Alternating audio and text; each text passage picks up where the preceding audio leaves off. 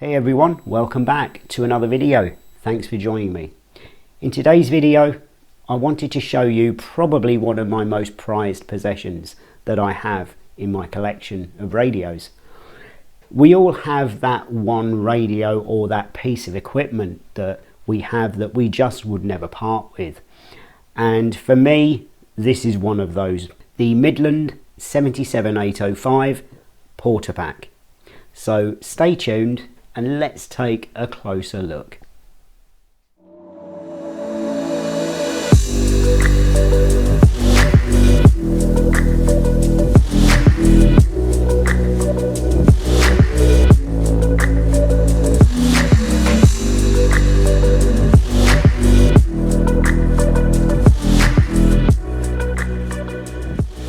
The Midland Portapak was released in the mid-1980s and it was sold here in the UK through the store Tandy, which later became Radio Shack. And it was a very popular radio for quite a number of reasons, and that was the fact that it was a compact, all-in-one, go anywhere, use anywhere CB radio that was very popular with the mobile breakers of the time. And I do remember in the mid-90s a few people who regularly used these. I've gone ahead and removed the microphone from the front of the radio, and I've also unscrewed the telescopic antenna. Now, this is quite notorious in its own right. When you find these Portapaks online, you tend to find these either broken or missing from the kit. So these are quite sought after, and it became quite apparent yesterday when I posted this on my Instagram. I put a picture up of the Portapak and I had a question from somebody in the comments, and actually had two messages asking me would I know anywhere where they could pick up an antenna, because one of the guys said his was broken and someone else actually said that it was missing entirely. But unfortunately the only bit of advice I can give is to keep an eye on eBay, but they don't generally come up without the radio. So on top of the Portapak, under these three poppers, we have our battery compartment. Now you can run 10 AA nickel cadmium batteries, or you can run 8 alkaline batteries AA with 2 dummies. At the end you'll notice we have the charge port. Now you can charge the batteries in situ in the case, but just remember there is no LED indication to tell you when the batteries are charged, so it's kind of guesswork, but it's worth pointing out. One last thing quickly to show is you've got this power cable which is coming from your battery compartment, which simply plugs into the DC socket into the back of the radio. One weak point of this whole case is this point here, and it is the plastic clip that the antenna clips into.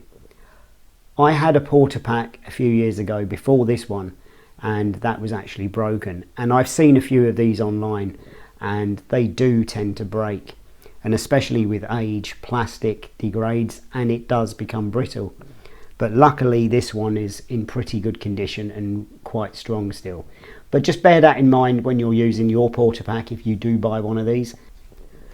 So just quickly around to the other side, we have our microphone clip there situated at the back. Moving on, once we remove the radio from the leather case, just bear in mind when you do it, just remove the antenna first, because you can damage the antenna socket.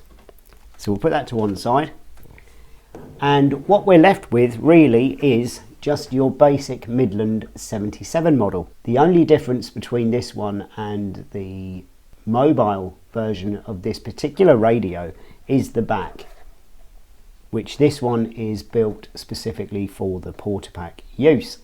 As you will see over here, we have the dedicated telescopic antenna mount, And then we have our standard SO239 socket, so you can plug in your CB antenna if you so wish to do so. We don't actually have a dedicated power cable going to the radio, but what we do have is this 13.2 volt DC input right here. Then we've got the extension speaker, and we've got our power switch here on the right hand side.